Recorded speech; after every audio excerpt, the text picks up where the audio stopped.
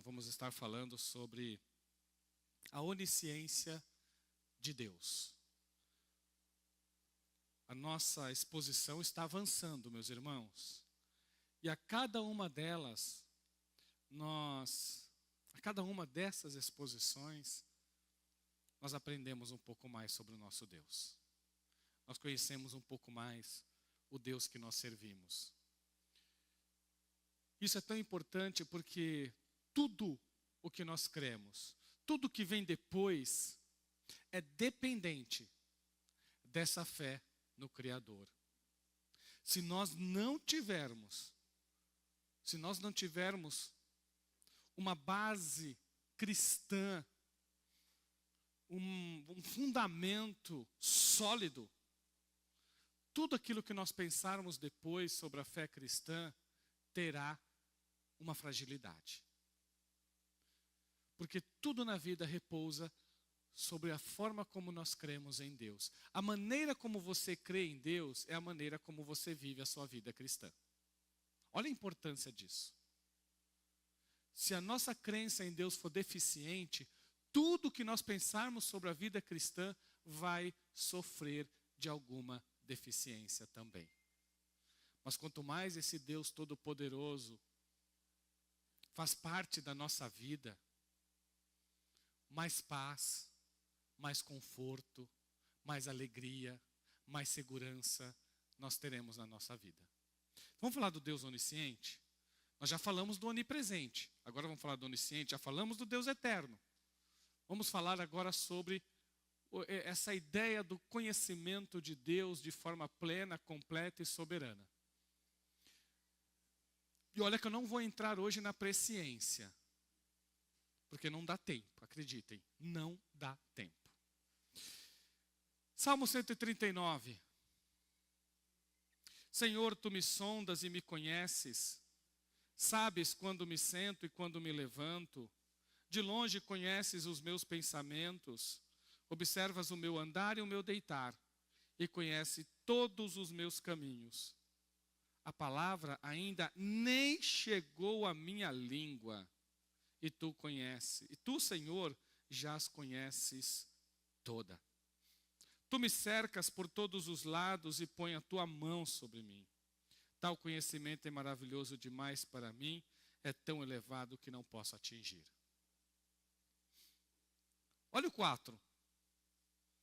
Olha onde alcança a soberania e o conhecimento do nosso Deus. A palavra ainda nem chegou à minha língua. Eu nem pensei sobre ela. E tu, Senhor, já as conheces toda. O que é onisciência, irmãos? Onisciência é o conhecimento de Deus como um ato simples. Quando eu digo simples, não é no sentido de simples, do composto. Nós temos ideias simples que são ideias únicas. É isso, no sentido de único. Então, não no sentido de menor, mas no sentido de único. Nós temos simples e composto, né? Composto é quando é 2, 3, 4, 5. Não. O conhecimento de Deus é um ato simples, único e eterno, pelo qual Deus conhece plenamente a si mesmo e todas as coisas, sejam elas atuais ou possíveis. Olha a abrangência da onisciência de Deus. Primeiro, é um ato único, simples, eterno, pelo qual Deus conhece plenamente, soberanamente, primeiro a si próprio, e depois a todas as coisas, sejam elas atuais, que envolve passado, presente e futuro, e possíveis. Vamos falar primeiro do Deus que conhece a si próprio. Irmãos, e isso é surpreendente, porque Deus é infinito. E o conhecimento que Deus tem de si é pleno. Como um ser infinito tem conhecimento pleno da sua própria infinitude? Esse é o Deus que nós servimos. Olha a grandiosidade desse conhecimento. Sendo Deus infinito, Somente Ele pode conhecer a si mesmo plenamente em cada detalhe. Deus conhece tudo, tudo, absolutamente tudo. Qualquer coisa que você disser, isso aqui Deus não conhece, isso aqui Deus não tem conhecimento, você tira de Deus a sua onisciência e Ele deixa de ser Deus. Ou você fragiliza essa onisciência, aí Ele vai se tornar um Deus menor. E quanto mais você crê nesse Deus que conhece tudo, absolutamente tudo, completamente tudo, soberanamente tudo, você está crescendo no Deus que você serve. Então Deus conhece todas as coisas, Deus é perfeito em conhecimento, Deus conhece a sua infinitude, a sua grandiosidade, Ele conhece a si mesmo de forma plena, em cada detalhe de si. Agora, irmãos, vamos ser reais aqui. Nem eu me conheço direito. É ou não é? Não é assim? Eu sempre procuro pensar que eu sei menos. Porque senão a gente estuda e acha que sabe mais. Aí eu sempre tomo aquele cuidado. Eu vou sempre pensar que eu sei menos, porque eu vou ter sempre vontade de aprender mais.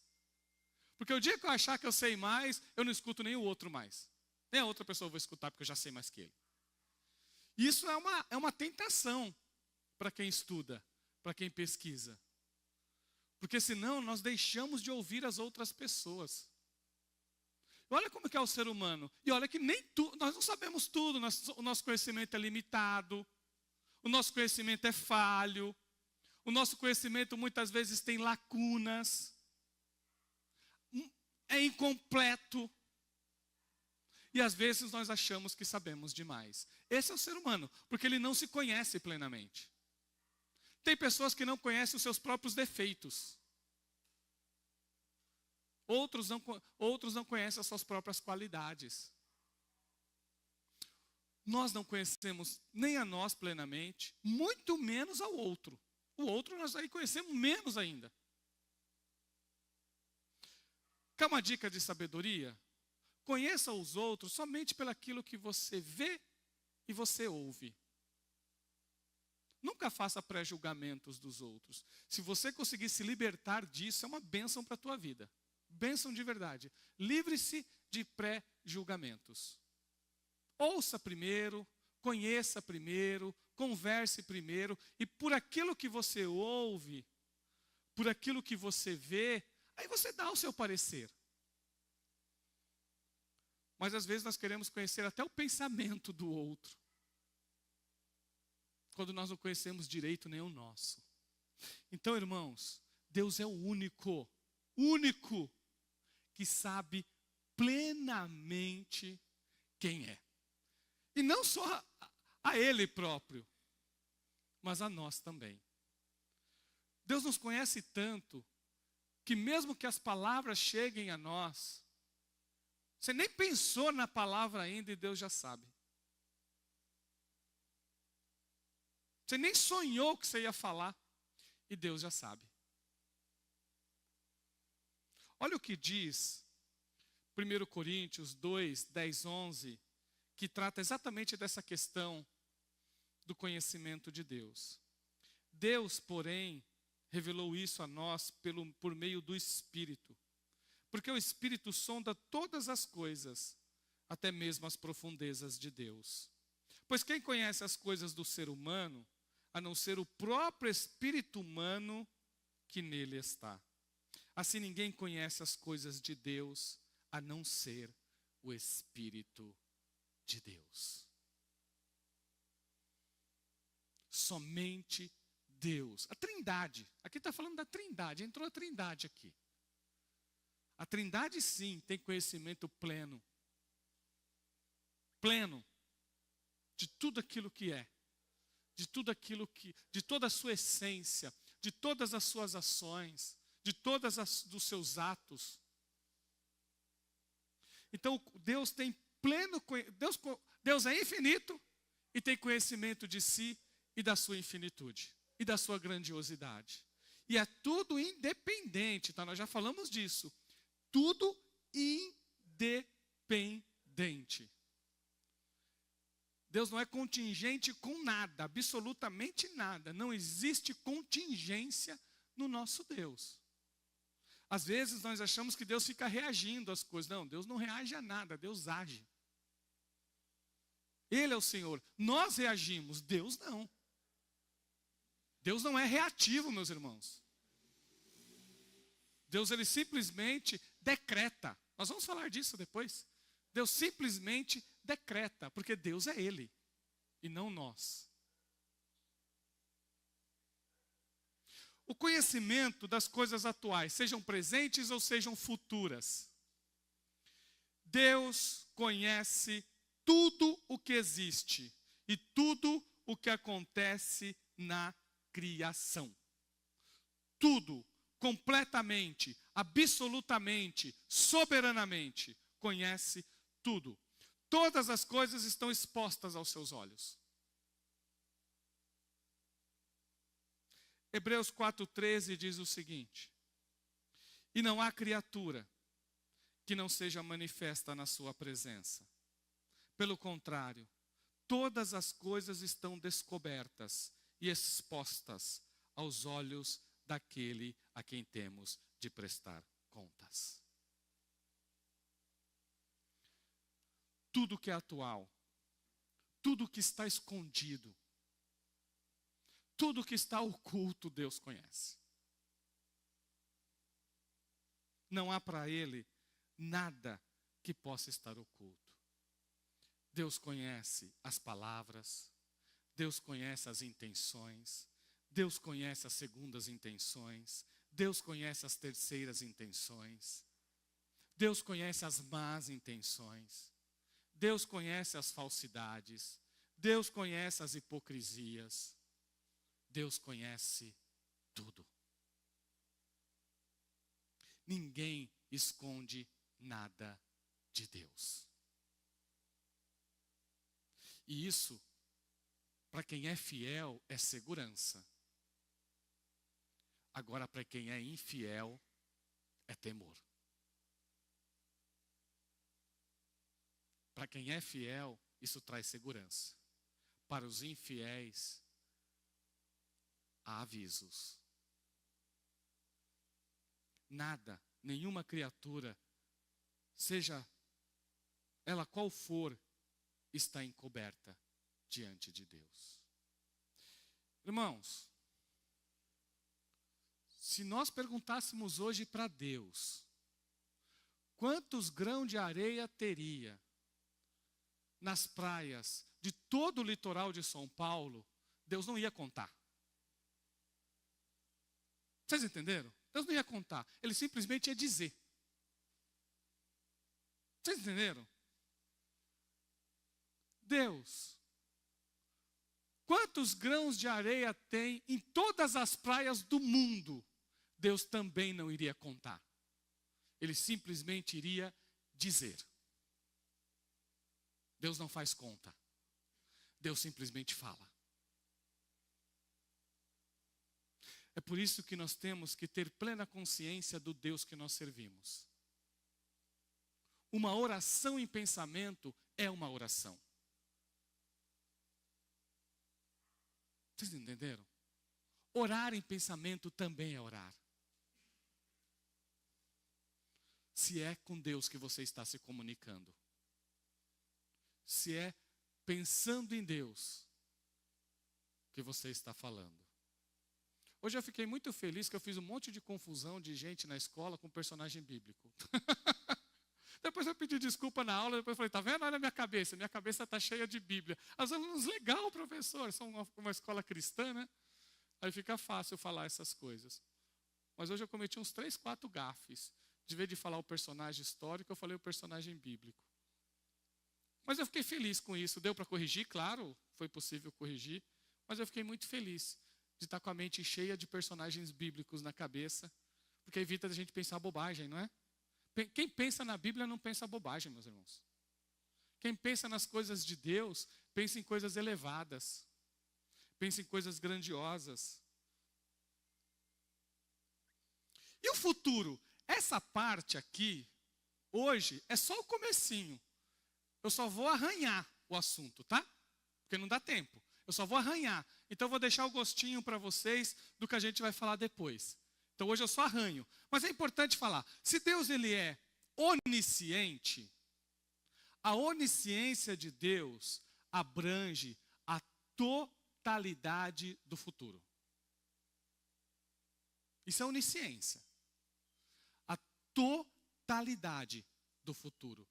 Totalidade. Totalidade.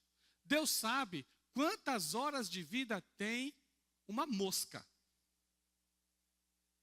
Vocês entendem isso? Deus sabe o tempo de vida que Ele dá para uma mosca. E para Ele não é muito trabalho. Deus sabe a quantidade de formigas que tem no universo. E cada uma delas Ele sabe o que faz com elas. E para Deus não é muito trabalho isso. Olha o que diz aqui. O Isaías 46, 9 e 10 diz o seguinte: lembrem-se das coisas passadas, das coisas da antiguidade, que eu sou Deus e não há outro. Sou Deus e não há outro semelhante a mim. Desde o princípio anuncio o que há de acontecer, e desde a antiguidade eu revelo as coisas que ainda não sucederam. Eu digo, o meu conselho permanecerá em pé, e farei toda a minha vontade. Lembre das coisas passadas, eu sou Deus. Desde o princípio eu anuncio o que há de acontecer. Desde a antiguidade eu revelo as coisas que ainda não sucederam. A onisciência está ligada à soberania, ela não está separada. A onisciência faz parte da soberania de Deus. Não dá para separar isso. A soberania de Deus envolve, como nós já tratamos a onipresença, envolve a onisciência. Você não separa, Deus só sabe. Não, Ele sabe porque Ele faz acontecer. Vocês entenderam? É por isso que Ele sabe, porque Ele faz acontecer. Faz parte do seu projeto mais amplo, que envolve a totalidade da existência, que envolve a totalidade da vida. Então o conselho de Deus sempre fica de pé. E Deus sempre faz a vontade dEle. Sempre. Porque Ele é soberano. É por isso que eu falo isso para os irmãos, porque às vezes é difícil de compreender. Aí eu uso essa expressão. Eu uso de verdade. Porque é muito difícil de nós entendermos. Então eu falo, algumas coisas Deus permite. Só que permitir é vontade. Porque se Deus é todo poderoso, se Ele é onipotente e se Ele é onisciente, permitir é decisão. Não é omissão. Para Deus não há omissão, para Deus tudo é decisão. Então tudo Ele decide, mesmo que a gente use a palavra permitir. Nós usamos isso porque é mais suave para nós. Cabe melhor na nossa cabeça. Encaixa melhor naquilo que nós pensamos, porque a nossa cabeça é limitada. E por ela ser limitada, então vamos usar esse termo aí que pelo menos cabe na nossa caixinha de pensamento. Mas irmão, para Deus não há omissões. Não existe omissões, oh Deus. Deus não se omite de nada. Quem se omite é o ser humano. O ser humano, inclusive a omissão é um pecado. A omissão é um pecado. Porque a palavra de Deus diz que se a pessoa sabe fazer o bem e ela não faz, ela peca. Quantas vezes nós temos duas escolhas? Ser benevolente com alguém ou não. E nós escolhemos muitas vezes não ser. Não é isso? Porque nós sabemos ser omissos. Deus não. Não existe isso em Deus. Deus Ele fala. Deus Ele ordena. Ele é soberano. Não existe nada neste universo a qual Deus não tenha o absoluto controle. Então o futuro, irmãos, o futuro está com Ele. Porque Ele faz o futuro acontecer. Deus conhece todos os atos humanos, todos os pensamentos humanos, todas as palavras humanas, antes que sejam proferidas. Nós falamos aqui, antes delas serem proferidas, Deus já as conhece todas. Está aqui, nós lemos no Salmo 139, vou ler mais uma vez aqui, olha. Senhor, tu me sondas e me conheces, sabes quando me sento e quando me levanto, de longe conheces os meus pensamentos. Observas o meu andar e o meu deitar, e conheces todos os meus caminhos. A palavra ainda nem chegou à minha língua, e tu, Senhor, já as conheces toda. Nem chegou, e tu, Senhor, já a conheces toda. Esse é o Deus que nós servimos. Ele diz que cada fio da nossa cabeça, cada fio de cabelo está contado. Ou seja, as coisas mais triviais deste mundo está dentro da onisciência de Deus. As coisas mais triviais. Cada célula do nosso corpo, cada DNA que existe, está tudo debaixo dessa onisciência, desse conhecimento do nosso Deus.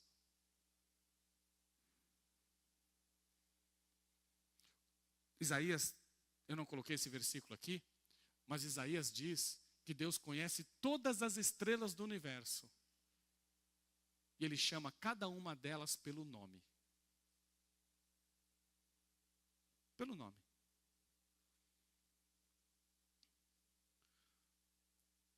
E olha o que diz o Salmo 139, o versículo 16. Olha onde alcança a onisciência de Deus. Olha o tamanho da onisciência dele. Os teus olhos viram a minha substância ainda informe. E no teu livro foram escritos todos os meus dias, cada um deles escrito e determinado, quando nenhum deles ainda existia. Acabou. Tudo. Desde o primeiro momento da nossa existência, desde a primeira célula embrionária,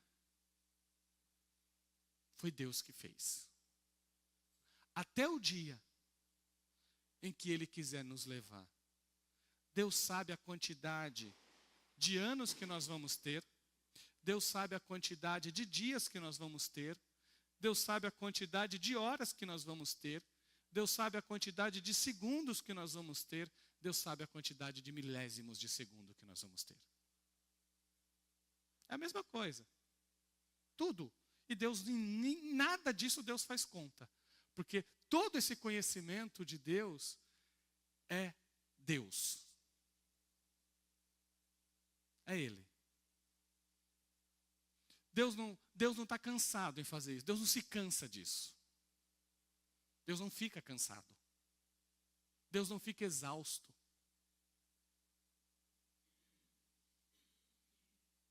Que segurança que é para nós, não é? Que segurança que é para nós. E claro, irmãos, que Deus não vai falar isso para nós, né? Deus é soberano. Ele vai, viva cada dia, vai me servindo, vai me adorando. Porque é isso daí, Deus não revela para nós.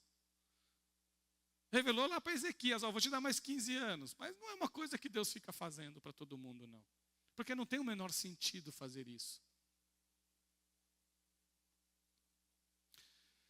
Agora vamos falar de uma outra coisa, que é de extrema importância aqui, que é assim, nós falamos de tudo aquilo que faz parte da realidade.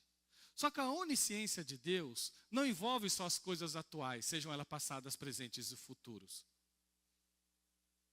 Deus conhece toda a realidade possível.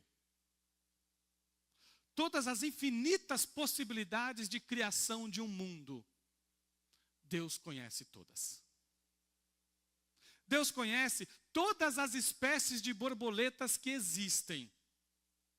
E Ele conhece todas que possivelmente existiriam, mas Ele escolheu não criar. Vocês entenderam isso aqui? Olha o tamanho da onisciência de Deus. Olha o que alcança essa onisciência. Deus conhece tudo que é real, mas Deus também conhece tudo que poderia ser possível, tudo que poderia vir à realidade. Deus não espera isso acontecer. Deus não espera acontecer. Deus sabe. Quando nós percebemos isso, nós descobrimos, meus irmãos, olha quem nós servimos. Deus nunca deixou o ser humano andar no automático. Não, Ele tem conhecimento pleno de tudo aquilo que nós fazemos e de todas as possibilidades das coisas que nós poderíamos fazer. Todas elas, sem exceção. Como eu disse para os irmãos, Deus conhece todas as possibilidades de criação de um mundo. Ele escolheu um mundo para criar, que é esse que nós vivemos. Mas todas as outras possibilidades Ele conhece. Todas. De animais, de pessoas, de coisas, de seres. Vamos dar alguns exemplos aqui. Teve uma vez que Davi fugiu de Saul. Acho que está lá em 1 Samuel 23. Davi foge de Saul e vai para uma cidade. E fica lá. E ele fica preocupado se Saul iria atrás dele. E ele ora. Senhor, o Saul vai vir aqui me pegar? Aí Deus fala, vai. Os homens daqui vão me trair e vai me entregar para Saul? Aí Deus fala, vai. Aí quando Davi descobre isso, ele pega os 600 soldados, 600, vamos dizer assim, a milícia que ele tinha, né? E foge. Quando ele foge, Saul desiste de persegui-lo. O que Deus falou para Davi? De algo real ou de algo possível? De algo possível. Olha o conhecimento, olha a onisciência de Deus. A onisciência de Deus está também em todas as possibilidades. Porque ele disse isso para Davi. Tanto que Davi sabia, se eu fico aqui, Saul vem e me pega. Então eu saio. Vocês perceberam? Deus conhece tudo que é real, Deus conhece tudo que é verdadeiro, Deus conhece tudo que é possível. Quero ver um exemplo da palavra de Jesus em Mateus 11, 21. Olha o que Jesus disse lá em Mateus 11, 21. Ai de você, Corazim. Ai de você, Betsaida. Porque se em Tiro e em Sidom se tivessem operado os milagres que foram feitos em vocês, há muito que elas teriam se arrependido com pano de saco e cinza. Olha o que Deus fala. Olha o que Jesus diz sobre essas cidades. Não foram feitos os mesmos milagres nessa cidade. Mas se fosse feito, as pessoas se arrependeriam. Essa palavra está falando de possibilidade e não de realidade. E mais uma, e você, Cafarnaum, pensa que será elevada até o céu, será jogada no inferno, porque se em Sodoma se tivesse operado os milagres que foram feitos em você, ela teria permanecido até o dia de hoje. Jesus está falando de possibilidades e não de realidades. Porque a onisciência de Deus alcança as possibilidades e não só as realidades. Quando nós pegamos todos os textos sagrados que estão nas Escrituras, é isso que ele nos diz. Não aconteceu os mesmos milagres em Corazim, em Betsaida. Aliás, não aconteceu em Tiro, em Sidom, o que aconteceu em Corazim e Betsaida. Teve muito mais milagres lá. E Deus falou assim, e as pessoas ainda endureceram o coração. E Deus falou assim, em Tiro e Sidom tivesse feito o que foi feito aqui, olha, eles teriam se arrependido mais que vocês. Isso aqui não é um jogo de palavras, isso aqui é soberania. Isso aqui é soberania. Está no campo somente da probabilidade. É para mostrar que a onisciência de Deus alcança todas as probabilidades. Irmãos, tem uma frase que o pessoal fala aí, que é de sorte ou azar. Ela vale, a gente não fala muito no Brasil, mas é uma realidade. Deus não joga dados. Deus não joga dados. Deus simplesmente conhece, sabe. Só isso sabe. Deus não é espectador da sua criação. Tem uma crença que foi desenvolvida no século XVIII, que o nome dela é deísmo. Essa crença tira de Deus toda a sua soberania. E como isso foi um retrocesso e foi um prejuízo gigantesco em muitas igrejas, porque muitos estudiosos do campo da Bíblia ficaram encantados com os avanços do conhecimento a partir do século XVIII, e eles ficaram tão maravilhados com o que o ser humano podia conhecer, que começaram a abraçar essas ideias e tentar aplicar essas ideias dentro da Bíblia. Isso aconteceu muito na Europa. E eles diziam assim, olha, Deus criou o universo, Deus é soberano, Ele é criador, porém Deus criou leis. E por Ele criar leis, Ele deixou que as leis regulassem o mundo. Então Deus não mexe nessas leis. Isso é o deísmo. Deísmo é o Deus que só criou, mas deixou que as leis governassem. Não é assim que a fé cristã crê. A fé cristã é que Deus, Ele é o criador das mesmas leis, e Ele governa, Ele é senhor dessas leis. Porque Ele é o criador delas. O ser humano só descobriu. Mas quem criou foi Deus. Então Ele é soberano, Ele é senhor das leis do universo. O universo não anda do jeito que Ele quiser, Ele anda do jeito que Deus quer que Ele ande.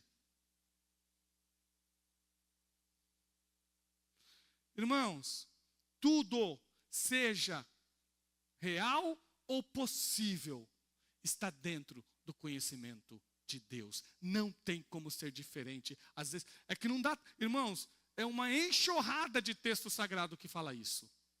Uma multidão de texto sagrado.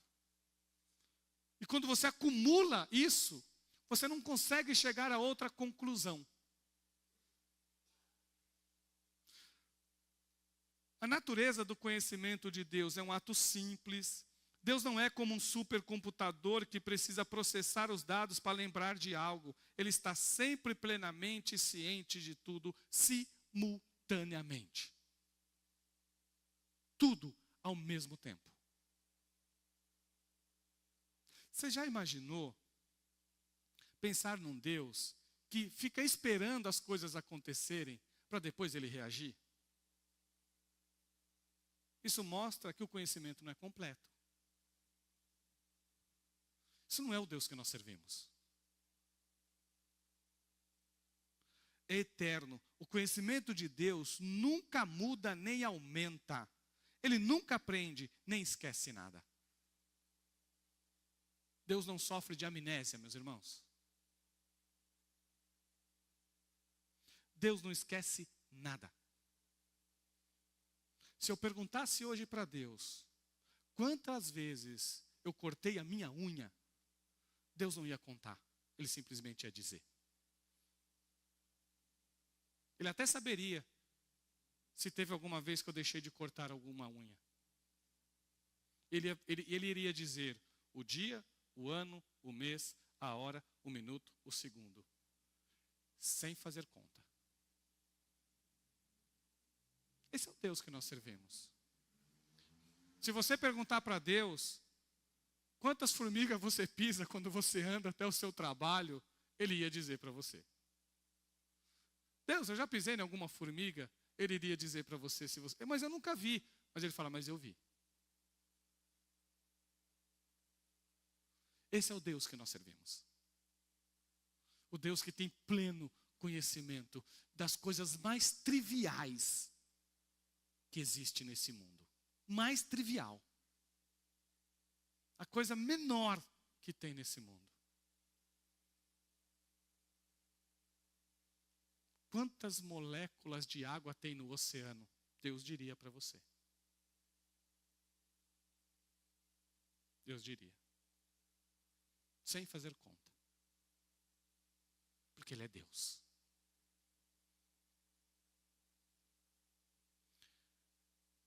Tem um versículo na Bíblia que aí a gente tem que ler.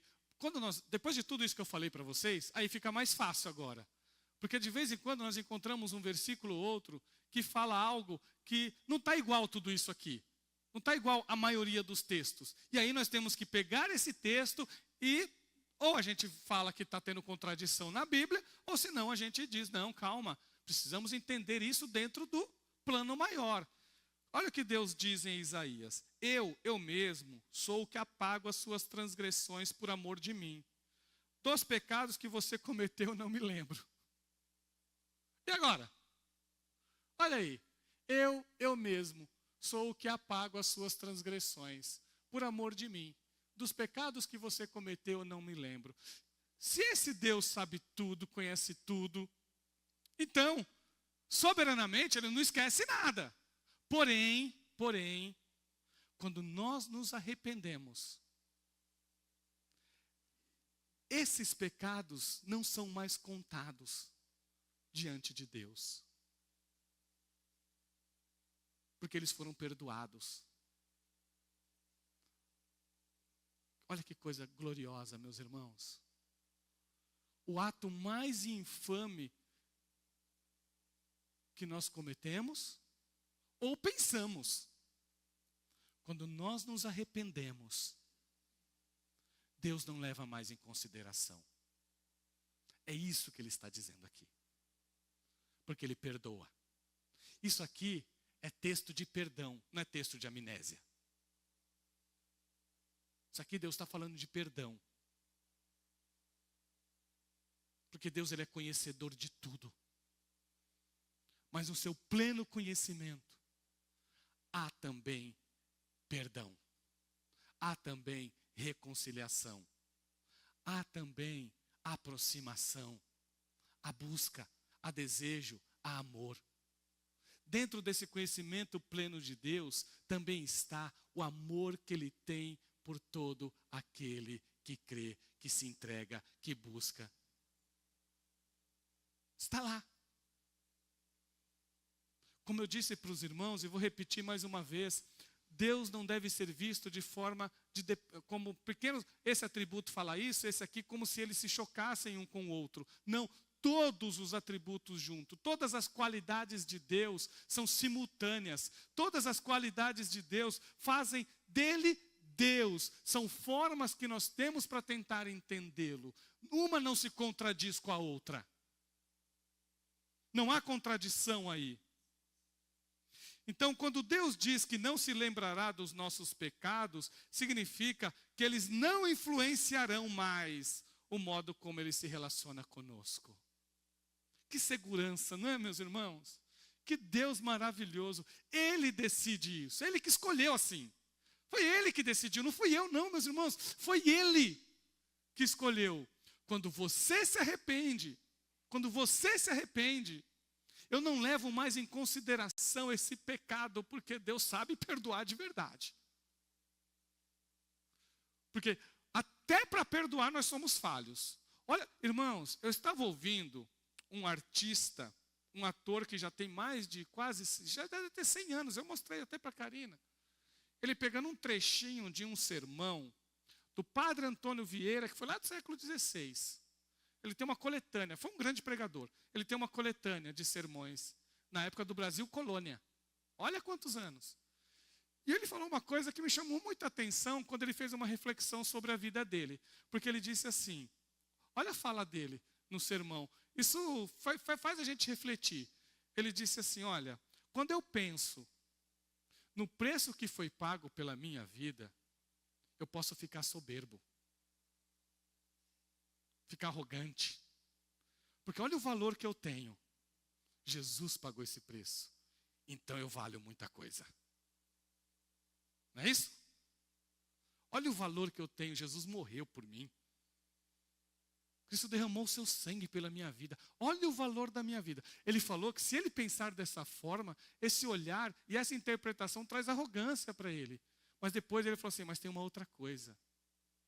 Quando eu olho para a minha vida, para dentro de mim, eu também descubro como por nada eu me vendo. Que fala, hein?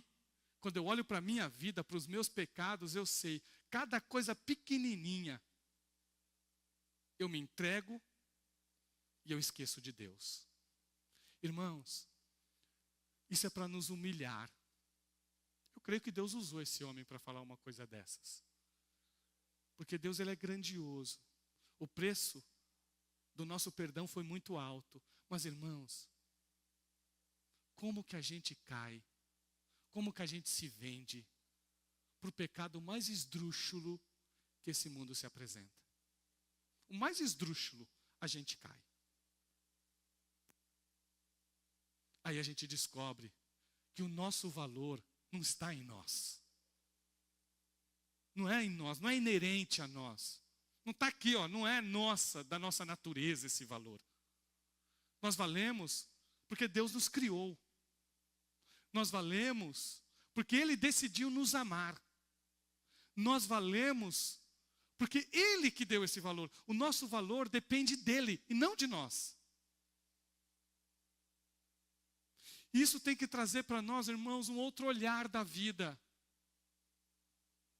Porque se alguém fala uma coisa para nós que nós não gostamos, nós até paramos de falar para essa pessoa porque a gente se acha muita coisa.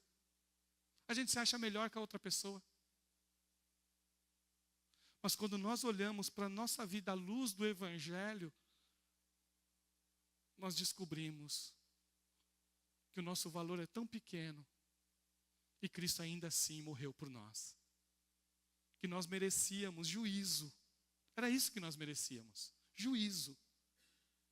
E ainda assim, Jesus morreu por nós. Olha a grandiosidade do amor de Deus, a sua misericórdia, a sua graça. É colocar as perspectivas nos lugares certos.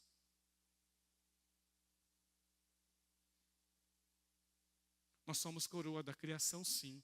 Deus nos criou a imagem e semelhança de Deus. Isso é verdade, meus irmãos. Mas o fato é que nós desobedecemos a Deus. E quando nós lemos textos como esse, a gente lembra, olha, é o amor dele. E por que ele perdoa a gente? Por amor a Ele próprio. E Ele perdoa os nossos pecados, porque Ele escolheu, Ele decidiu perdoar os nossos pecados. Que Deus maravilhoso, que Deus glorioso. Irmãos, não tem outra posição a não ser se ajoelhar e agradecer, e buscar, clamar, adorar, render graças, louvar ao Senhor e dizer, Senhor, estou aqui, minha vida é tua. Minha vida é tua. Irmãos, a maior segurança da tua vida é falar, Jesus, eu estou aqui. Faz da minha vida o que o Senhor quiser. Faz da minha vida o que o Senhor quiser. Vocês já alcançaram esse tamanho de fé? De dizer, Senhor, estou aqui, faz o que o Senhor quiser comigo. Porque o Senhor é soberano. Porque o Senhor é Deus. Crer nessa doutrina nos dá segurança e consolo. Saber que Deus conhece nossas necessidades antes de pedirmos e que Ele planejou os nossos dias, traz tranquilidade para nós diante do desconhecido. Como nada está encoberto, a consciência divina deve motivar a nossa integridade. Conhecer o nosso Deus tem que nos motivar a ser íntegros. Pois Deus conhece até as intenções e os pensamentos mais remotos do nosso coração. E eu queria terminar. Outra coisa, meus irmãos, eu não falei isso hoje porque não deu tempo. Teve pessoas que disseram que Deus não conhece o futuro. Essas pessoas não conhecem a Bíblia. Porque a Bíblia, o que mais tem é profecia. E cada profecia detalhada. Eu nunca vou esquecer isso. 700 anos antes de Ciro nascer, Deus disse: o rei Ciro vai libertar o meu povo. Vocês estão percebendo que daqui a pouco vai chegar momentos que vai dar. Como que nós vamos conciliar isso com o livre-arbítrio? Ciro era livre? Afinal de contas, Deus falou 700 anos para ele que ele iria libertar o povo de Israel. E ele libertou. Nós vamos chegar nisso. Nós vamos trazer para vocês, pelo menos aquilo que eu creio, que eu percebo na Bíblia. É o que eu creio, que eu percebo na Bíblia. Quais são as limitações do verdadeiro livre-arbítrio? O que a Bíblia fala sobre ele? Deixei esse gostinho para vocês aí. Vamos ler. Coloca aí. Romanos 11:33. Ó profundidade da riqueza, tanto da sabedoria como do conhecimento de Deus. Quão inexplicáveis são os seus juízos e quão insondáveis são os seus caminhos. Ó profundidade da riqueza. Isso é adoração, isso é adoração. Tanto da sabedoria como do conhecimento de Deus. Quão inexplicáveis são os seus juízos e quão insondáveis são os seus caminhos. Essa é a nossa postura diante de um Deus grandioso. A postura da adoração, a postura da humildade. Da humildade. Nós não sabemos quase nada, mas nós servimos a um Deus que sabe tudo. Pai Santo, a cada quarta-feira que passa, Senhor, nesta igreja, o meu coração fica cada vez mais engrandecido, Senhor. Aliás, agradecido é a melhor palavra. Agradecido por pertencer ao Senhor. Meu Deus, cada vez que nós falamos aqui neste púlpito, Senhor, sobre a grandiosidade do Senhor, eu também vou me descobrindo, eu também vou me encontrando. E os irmãos também, Senhor, eles vão se conhecendo. Eles vão, Senhor, entendendo quem eles são. Às vezes, Senhor, nós temos que lutar com um coração duro, é verdade. Às vezes temos que lutar com a nossa própria incredulidade. Às vezes temos que lutar com a carnalidade, Senhor. Mas quando nós conhecemos esse Deus que está aqui, que está nesta igreja, que está sendo apresentado para o teu povo, Pai, nós só temos que te pedir, Senhor, que o Senhor realize dentro de nós essa obra que o Senhor sabe fazer com perfeição. Então, Senhor, que cada coração nesta noite seja tocado, Senhor, por esse Deus Todo-Poderoso, que perdoa. Senhor, perdoa os nossos pecados. Senhor, que a nossa mente seja transformada pelo teu poder. Transforma, Senhor, pensamentos. Transforma sentimentos. Senhor, transforma emoções. Transforma as nossas ações, Pai Celeste. Oh Deus, que o Senhor seja cada vez mais presente, Senhor, na vida dos teus filhos e das tuas filhas. Que o Senhor nos ensine, porque, Senhor, conhecer o Deus das Escrituras faz de nós, Senhor, pessoas responsáveis por esse conhecimento que nós estamos recebendo. Então eu te peço, meu Deus, que o Senhor use esses irmãos que aqui estão, use a vida deles para a tua glória, para o teu louvor. Que cada um que está aqui seja instrumento do Senhor e seja bênção na vida do seu próximo. Seja bênção, Senhor, na vida do teu próximo. Oh Deus, como nós somos gratos ao Senhor.